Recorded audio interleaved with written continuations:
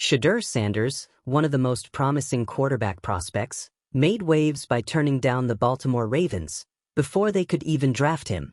They were prepared to take him in the 5th round, but Sanders made it known he didn't want to go there. Because playing behind Lamar Jackson means waiting. And waiting behind Lamar Jackson doesn't come with a roadmap to the starting job. If you're into the real story and all the messy twists they don't show on highlight reels, go ahead and subscribe. And if you're sticking around to see how this Browns QB chaos plays out, you should definitely be subscribed. It wasn't personal. It was strategic. Sanders knew that riding the bench behind an MVP quarterback wasn't going to accelerate his development or get him on the field. He didn't want to be locked into a situation where his ceiling was holding a clipboard and hoping for an injury. It was a smart move. Calculated. And then came Cleveland. A team in chaos.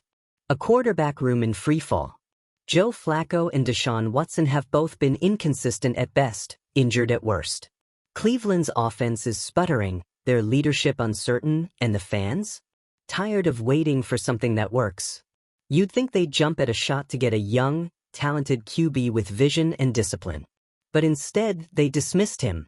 Passed him over in the draft process, despite the writing on the wall. Despite needing exactly what he brings. And that's when things really exploded. After the Browns shut the door, the offer came in, $25 million. Just to make sure Sanders didn't reverse course. Just to make sure he didn't land in Cleveland after all. Just to keep him available for something better. That's not just a headline. That's a shift in power. Because until now, it's always been the teams holding the cards. They draft you. They own your rights. You play where they say when they say. But not anymore. Sanders flipped that model. He refused a draft pick. He waited out a bad opportunity.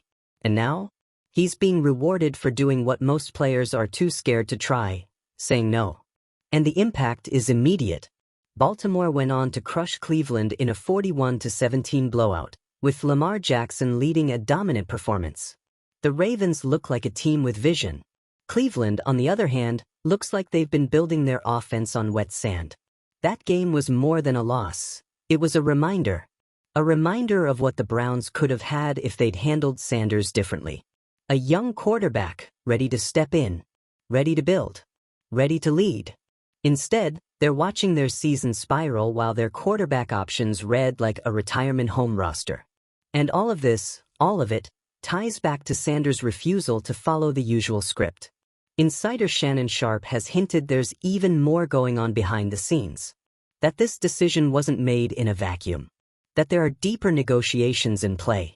Maybe another team. Maybe a future deal.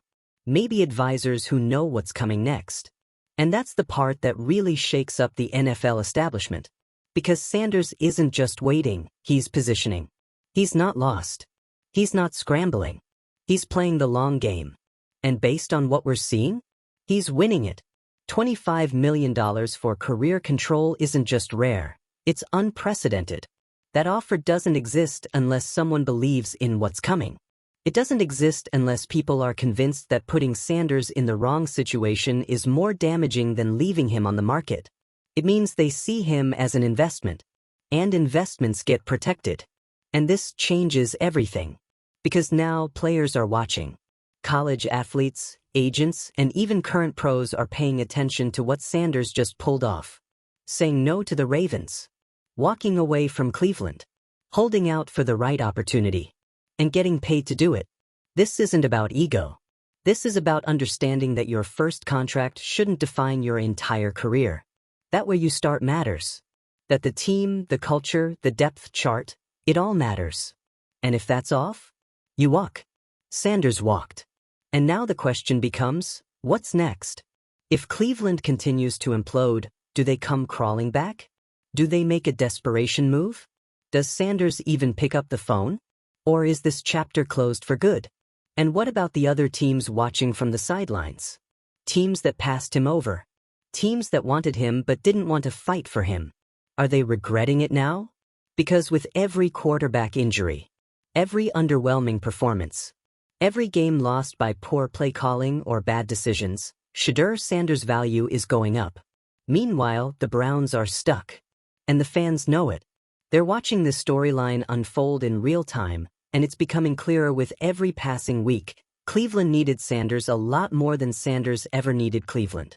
Let's not sugarcoat it. This is a franchise that's known for fumbled opportunities. Quarterback after quarterback, season after season. And now, they've added another to the list. But this one? This one feels different. Because this wasn't a draft bust or a bad trade. This was a rejection. And not from a player on the decline, but from a prospect on the rise. This is the kind of moment that sticks. The kind of misstep that defines an era. Especially if Sanders goes on to thrive with a franchise that knows how to develop talent, how to nurture quarterbacks instead of breaking them. So yes, the NFL is in shock. Because this story isn't supposed to happen.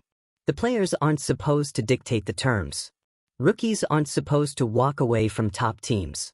And no one is supposed to get $25 million just to avoid a franchise. But that's exactly what happened. And it might be just the beginning. Because if Shedeur Sanders can carve out this level of control, others will follow. And when that happens, the old rules start to crumble. The draft doesn't look the same. Negotiations don't look the same. Team strategy has to evolve. And it's all because one quarterback said, no. Not like this. So what do you think? Was Sanders right to turn down Baltimore and walk away from Cleveland?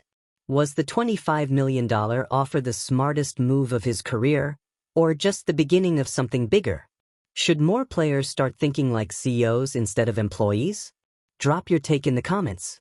And if you want more NFL chaos, strategy breakdowns, and jaw-dropping power plays, make sure you hit that subscribe button. Because this league isn't just about who wins on Sunday, it's about who controls the story before the game even starts. For decades, the NFL draft has been treated like gospel. Teams scout, pick, and place talent like chess pieces. But this move? Sanders just lit the board on fire. He's forcing front offices to think twice about assuming they can slot players wherever they please and expect gratitude in return. And it's about time. Because Shedeur didn't grow up in an era where athletes stay quiet and wait their turn. He watched players take control of their own brands. He saw what happened when guys like LeBron James started calling the shots in the NBA. He saw how nil deals changed the power dynamic in college football. He watched his own father, Deion Sanders, flip a struggling program into a national headline factory overnight.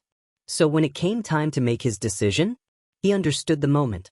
And that understanding is what separates this story from your typical NFL drama. He didn't lash out. He didn't throw shade. He didn't stir up social media or bash franchises on podcasts.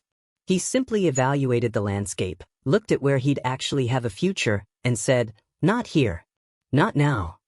With one move, he exposed a truth that teams don't like to admit. Fit matters more than draft position. Development matters more than hype. And starting your career in the wrong system? That can ruin a player before they ever get a chance to shine. Which brings us back to Cleveland.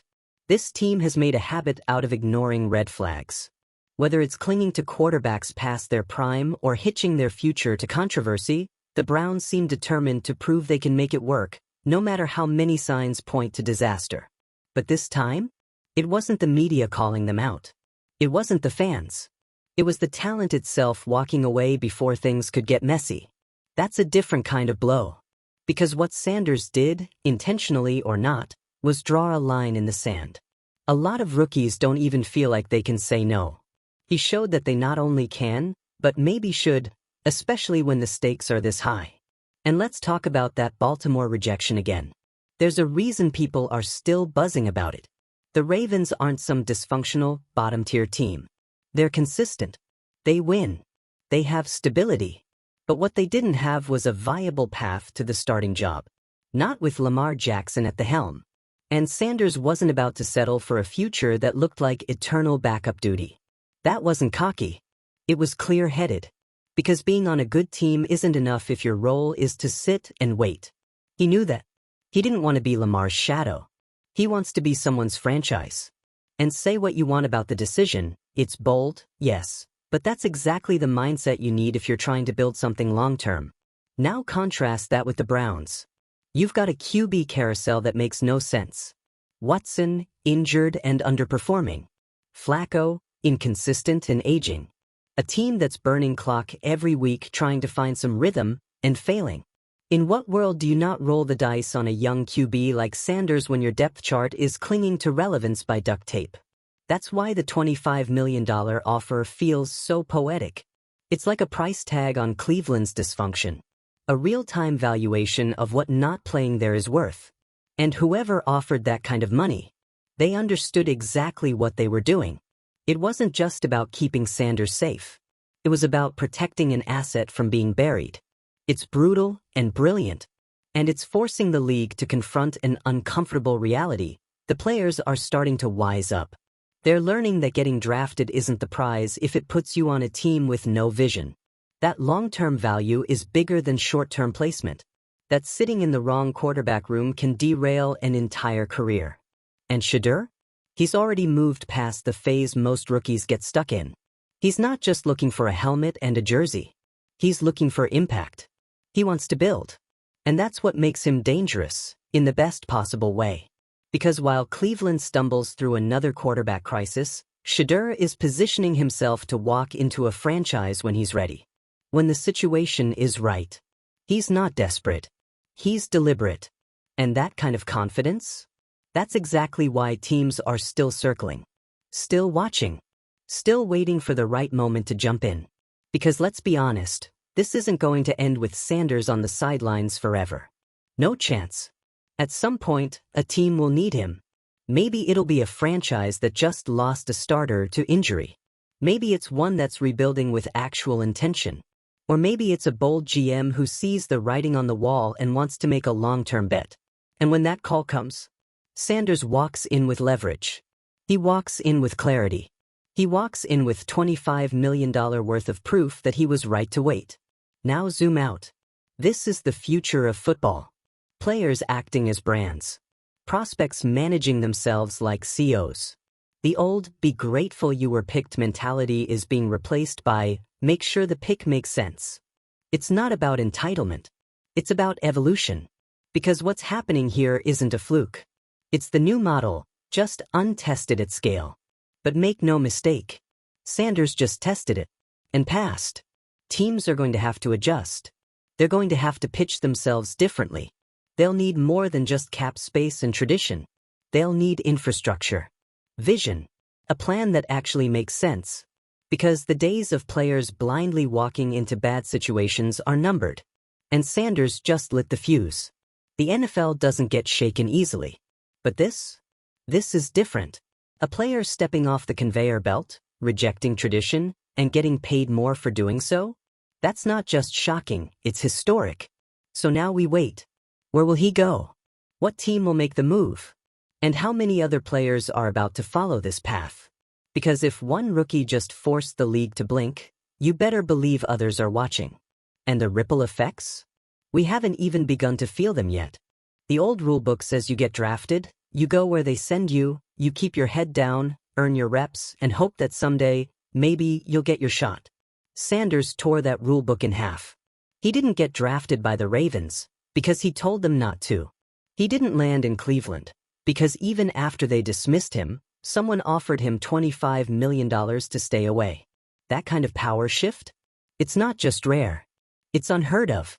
And the league isn't prepared for it. Let's sit with that number for a second. $25 million. Not to throw a touchdown. Not to sign a multi-year contract. Just to wait. Just to not walk into a broken locker room. That tells you how much faith some people have in his future, and how little faith they had in Cleveland. And honestly, can you blame them? The Browns' quarterback situation is a cautionary tale. Deshaun Watson hasn't lived up to the price tag. Joe Flacco, while a Super Bowl MVP in a past life, is no longer a long-term solution. Injuries, inconsistency, and a total lack of stability have turned the Browns' offense into a revolving door. And into that chaos, they could have brought in Sanders, a quarterback with pedigree, leadership, and a clear sense of direction. But they didn't. Worse than that, they dismissed him. And now, they're paying the price. Not just in losses, but in reputation. Because this isn't just a missed opportunity. This is a PR disaster. They didn't just fumble a draft pick. They fumbled the perception of their franchise. In an era where players have more visibility and more leverage than ever, how you treat talent, even pre-draft, matters. And while Cleveland is scrambling to explain how things got this messy, Sanders is sitting in a position of strength. His stock is rising without taking a single NFL snap. That's rare air. That's generational positioning. Let's be real, this doesn't happen by accident. Shedeur Sanders didn't make these calls alone, but they're his to own. He's not just a quarterback, he's a strategist. And what we're seeing is a masterclass in patience, leverage, and long-term planning. Because if you think he's just going to sign with the next team that picks up the phone, think again. He knows his value now. Everyone does. The $25 million didn't just pay him, it validated him. It confirmed that waiting was the right move. That turning down the Ravens wasn't arrogance, it was foresight. And yes, the Ravens are a respected, well-run team. But for Sanders, sitting behind Lamar Jackson meant years without meaningful reps. That's not how you build a franchise player. That's how you stall one. He made the hard choice. The smart one. And in doing so, he sent a message to the rest of the league. You don't own me just because you called my name on draft day. Let's be clear, most prospects wouldn't dare do what he just did. They'd be afraid of burning bridges, afraid of being labeled difficult or entitled. But Sanders had the clarity and the backing to do what others couldn't. And now he's changing the conversation. Because this isn't just about him anymore. This is about every prospect coming behind him. The message is out. You can say no. You can wait. You can choose the right team, not just the first team. And NFL front offices? They're nervous. They're not just dealing with one rogue player. They're dealing with a shift in how talent approaches the league. A shift in how rookies understand their value. And a future where the draft is no longer a guarantee. It's a negotiation. That's what Sanders has done here. He's forced teams to look in the mirror, to ask themselves if they're offering more than just a contract. Are they offering a real path? A real culture? A real future? Because if not, players like Sanders will keep walking. And for Cleveland, that reality stings. Because this isn't the first quarterback they've mishandled. But it might be the first time it happened before the signing even happened. That's a new level of public failure. Let's not forget the optics either. Baltimore beat Cleveland badly, 41-17, while all this was happening. Lamar Jackson was electric. The Ravens were dominant. And Cleveland looked lost. You couldn't script it worse if you tried. That game wasn't just a loss. It was a reminder of what quarterback stability looks like. Of what teams should be striving for. Of what Shedeur Sanders might become, if the right team gets it right. And that's the real cliffhanger here. Where does he go? He's not a free agent in the traditional sense, but make no mistake, he's available. And as the season drags on, injuries pile up, and franchises start rethinking their depth charts, someone is going to pick up the phone. When they do, Sanders is going to have more say than any rookie in recent memory. And not just because of the money, but because he proved he can play the long game and win it. This whole saga has unfolded like a play in 3 acts. Act 1, the draft. He opts out of Baltimore. A gutsy call that raises eyebrows and dominates headlines. Act 2, the Browns drama. They pass on him. The quarterback room collapses. And then, bam, a $25 million offer emerges to keep him out of that mess. Act 3, the waiting game. And this is where we are now. Quiet, controlled, intentional. No rushed decisions. No desperate signings. Just a young quarterback, fully aware of the landscape, waiting for the right moment to strike. It's a masterclass in career control. So what happens next? Well, that depends on who's paying attention. Because if the league is smart, they'll take this as a wake-up call. The next Shedeur Sanders is watching.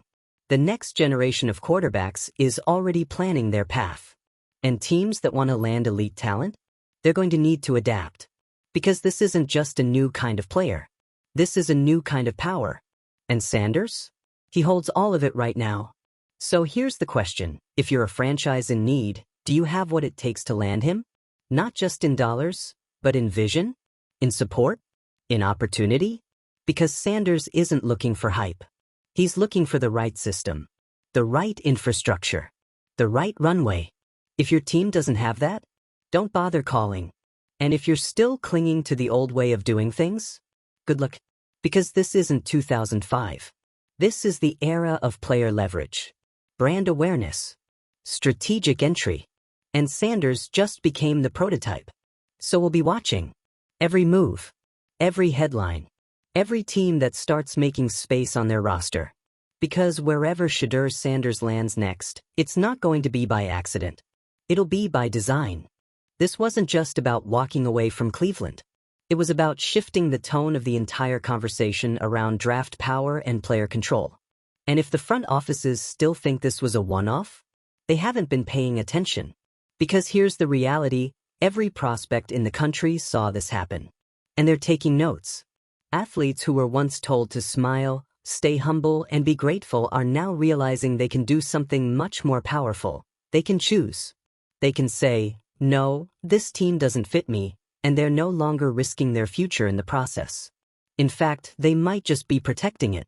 And while some NFL veterans might scoff and call it entitlement, let's be honest, how many careers have been buried before they ever had a chance to grow? How many young quarterbacks have been thrown into toxic locker rooms or behind busted offensive lines, only to get labeled as busts before their first season ended? Shedeur Sanders just said, not me. And now, whether the NFL wants it or not, the game has changed. Cleveland's silence is deafening. No statements. No explanations. Just a gaping PR wound they're hoping everyone forgets. But fans don't forget. And media definitely doesn't. Especially when they lose, badly, to the very team Sanders rejected. That 41-17 beatdown at the hands of Baltimore wasn't just a loss on the field. It was a symbolic collapse. It was Sanders' decision playing out in real time. One franchise with vision, stability, and a superstar QB. Another with the revolving door at quarterback and a front office allergic to long-term planning. So who looks smarter now? It's almost poetic. Sanders didn't have to play a single down to prove his point. The league did it for him. And the best part? He's still out there. Still unsigned. Still watching the league burn through quarterback depth like paper in a bonfire. And when the right situation opens up, when a team with real structure, real leadership, and real playing opportunity comes knocking, he'll be ready. Not because he rushed, but because he waited. That's the difference. That's the story. Now let's hear what you think. Did Shedeur Sanders just change the way rookies approach the NFL? Should more players take control of their draft fate like this? And is Cleveland ever going to recover from fumbling this hard? Drop your take in the comments. And hit that subscribe button, because if the league keeps unraveling like this, you know we'll be right here, breaking it all down one meltdown at a time.